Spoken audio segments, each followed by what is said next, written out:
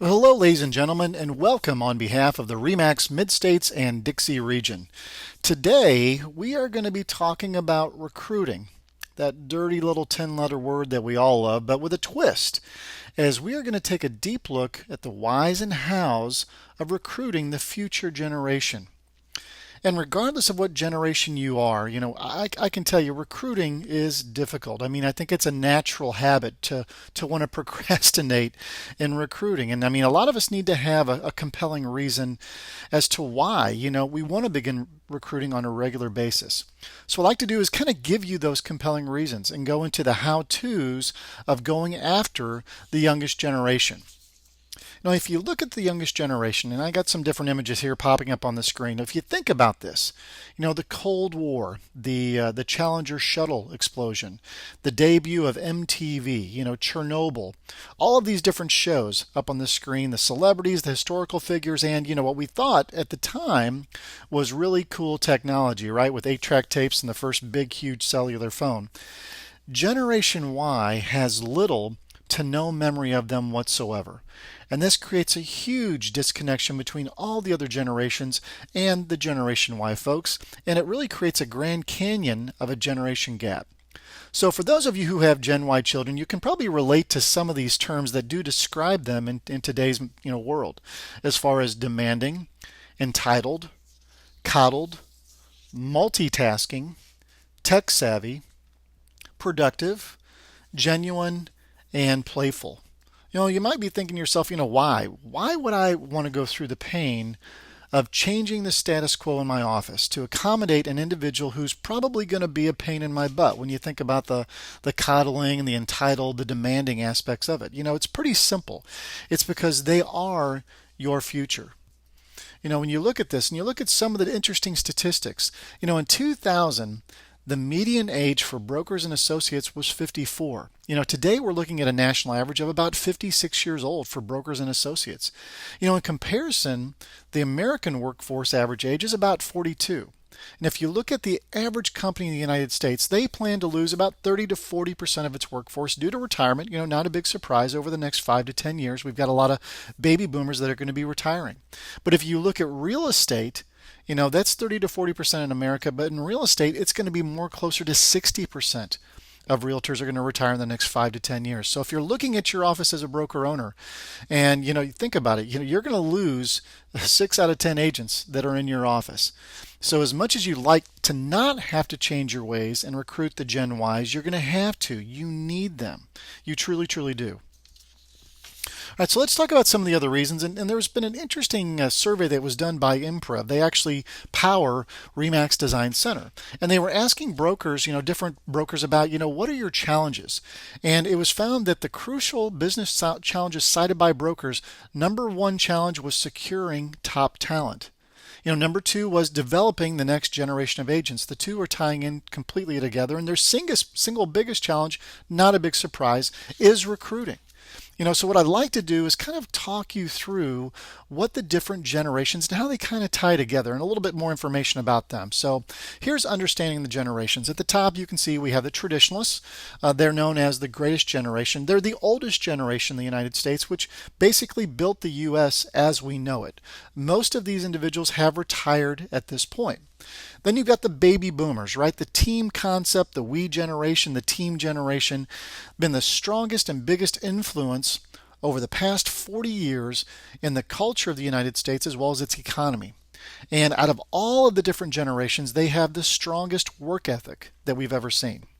Then you've got Generation X, the information generation. They're extremely data and information driven. They trust their peers, and they kind of have this prove it or lose it mentality. But you might also know them as the latchkey kids.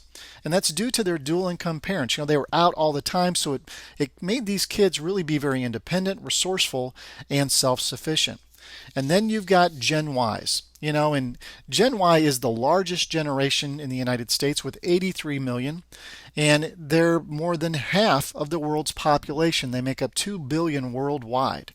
And to me, it doesn't make a difference, what you call them, digital natives, echo boomers, whatever it might be. A lot of folks do know them as the millennials. But one thing is for certain, just like the baby boomers did for 40 years, this generation is going to drive the economy for the next 30 years. And they're unlike any other generation you've ever experienced when it comes to work, play, communication. I mean, really just being themselves. They can be pretty difficult to be able to relate to if you're not used to doing some of the things their ways. So let's talk about who are they? I mean, really, what are they all about? And I've got a couple of different bullet points I want to kind of go through with you here. Number one, they are truly techno-fused. Texting, instant messaging, social networking, web surfing, all of this is second nature to them. They're extremely competent, efficient, and productive in all aspects of being techno-fused. And they are more mobile, and I'm not talking about mobile with their phones or such. They really don't have a strong loyalty to any specific company. Think about it. They were raised during a period of great downsizing and right sizing, in our economy, and they witnessed the grief and frustration their parents felt when they laid off. So many Gen Ys or millennials plan to start their own business, which makes real estate a absolutely perfect fit for them. Then you've got, hear me out, right? You just got to be ready for this. They're a very vocal generation. They're more viral in nature, via Facebook with status updates, tweets, and blogs. They may be vocal a little bit differently than the way we think of people being vocal, right?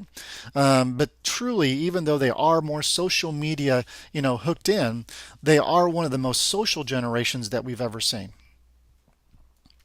Also keeping it real. They value genuine people and leaders. The only thing worse to a millennial than being uncool is being unreal. They demand authenticity. Anything that smells fake or plastic, or just doesn't seem right is going to be a completely big turnoff to them.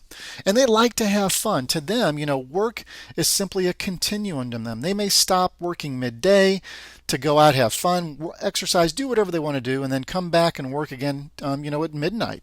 To them, a work-life balance is simply just one thing. And you can expect them to be a little bit demanding. My way now. As workers, they do expect to get their way, and they don't see why adults can't understand their perspective. I mean, think about it. Their parents didn't tell them no a whole lot, as they were growing up. So they are a bit demanding. Also, driving blind. This generation really is as close to color and race blindness as any other generation that we've seen. They've only read about Rosa Parks in the back of the bus, or Martin Luther King's I Have a Dream speech. So to them, there truly is no color line. So, how do you go about attracting the generation, getting these individuals that you want within your office? There's a couple of different things. I'll kind of give you some advice on that. Number one, you got to go where they are. You got to find them online at Facebook, Twitter, YouTube, LinkedIn, Tumblr, another newer social media.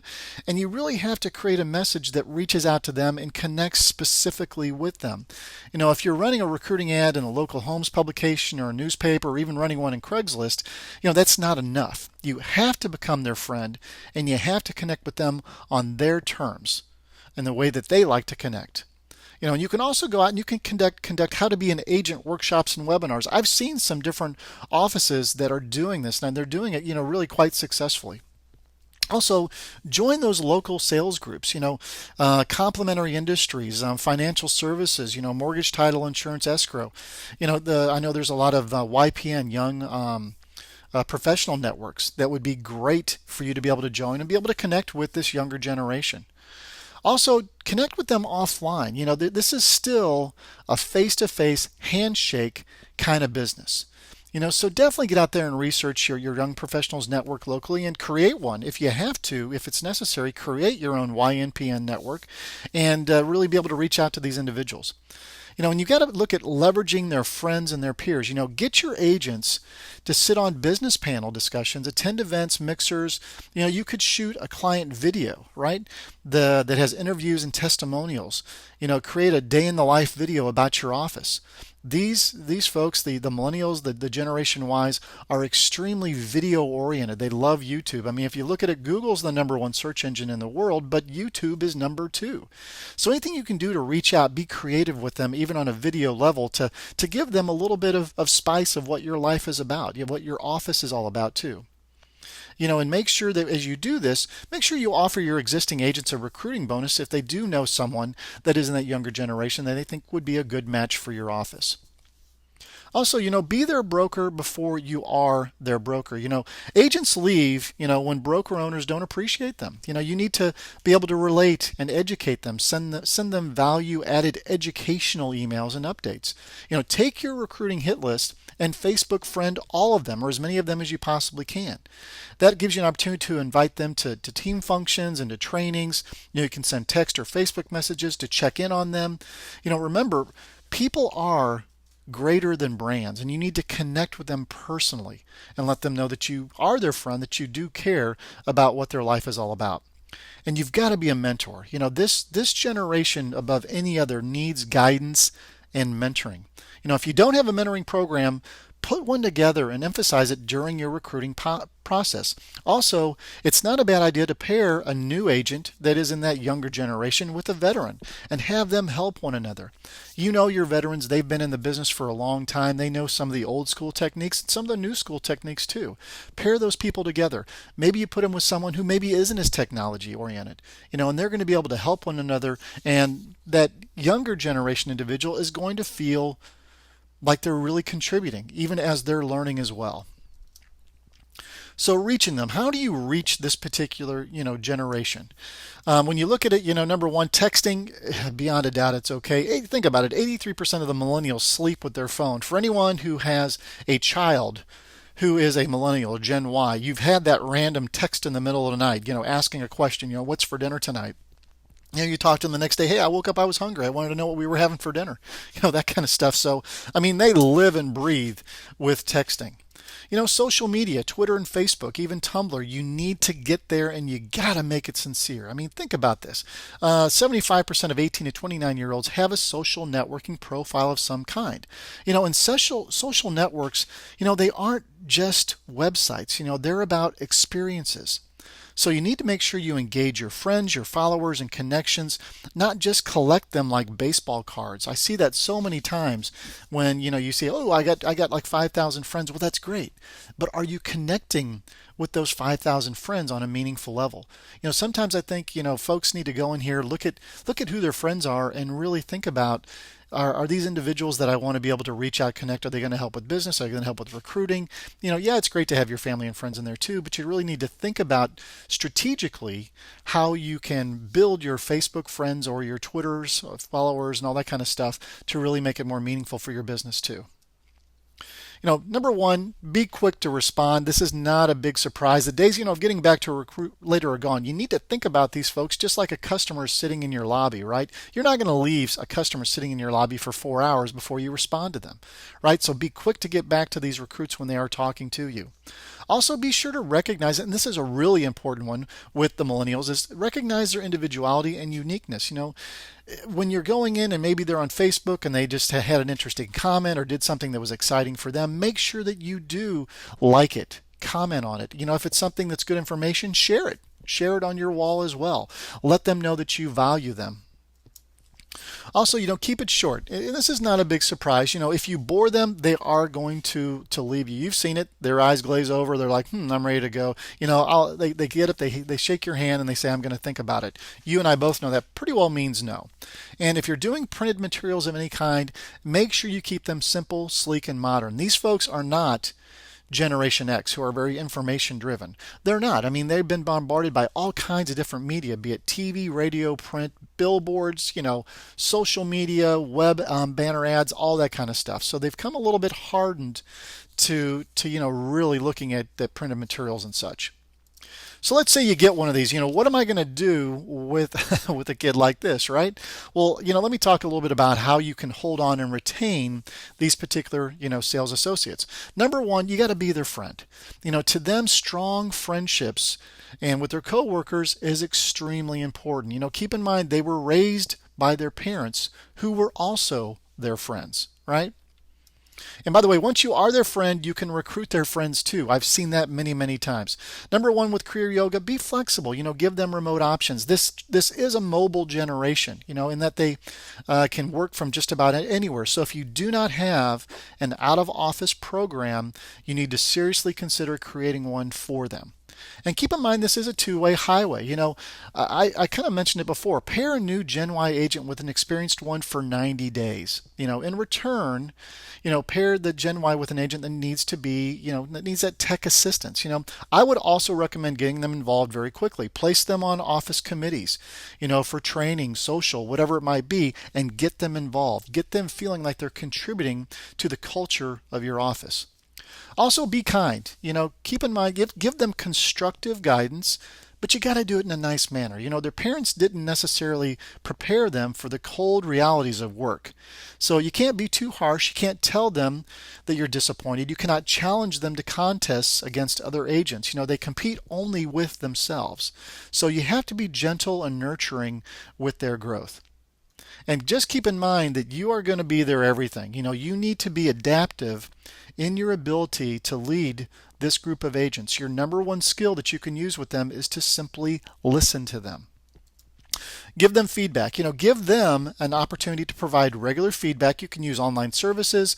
You can use comment cards, however you want to do it. But I would recommend that you do 15-minute check-ins bi-weekly, especially during their first 6 months. It's just a simple knock on the door or a phone call or a text or whatever. Hey, just wanted to see how you were doing, wanted to sit down, see if there's any way that I can be of help, be a mentor to you. And be prepared for the generational clash. When the Gen Xers started really getting into the workforce, there was a lot of clash going on. But, Gen Y is like Gen X, but kind of on steroids. You have to integrate all the generations into your office culture. There's been a study that indicates that more than 60% of employers say they are experiencing tension between the generations, and 70% of older employees are dismissive of younger workers' abilities. So you've got to be that true diplomat, that is able to cross all lines, be able to communicate with all the different generations in a meaningful way and make sure they all truly work together.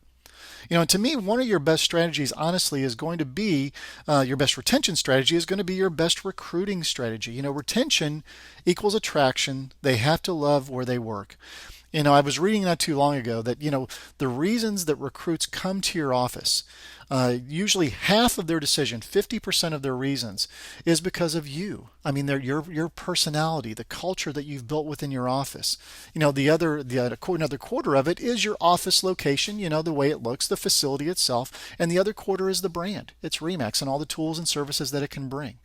So, you need to think about every day as you're walking through your office. And I know a lot of brokers say, I'm going to walk through, I'm going to talk to some different sales associates, just going to check in and think about it. But you need to also be thinking about how can you improve the lives of your agents.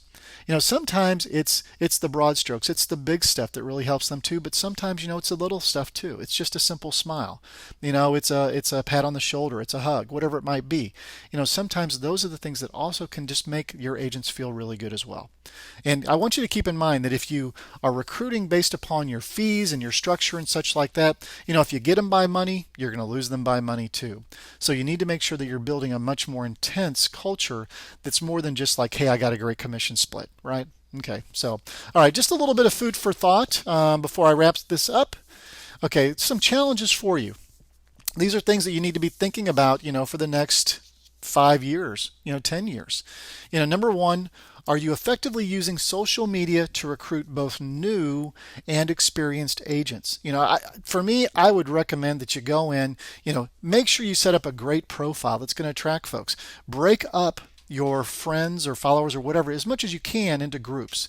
You can follow them so much more easily that way and be able to really comment, share, like all that kind of stuff.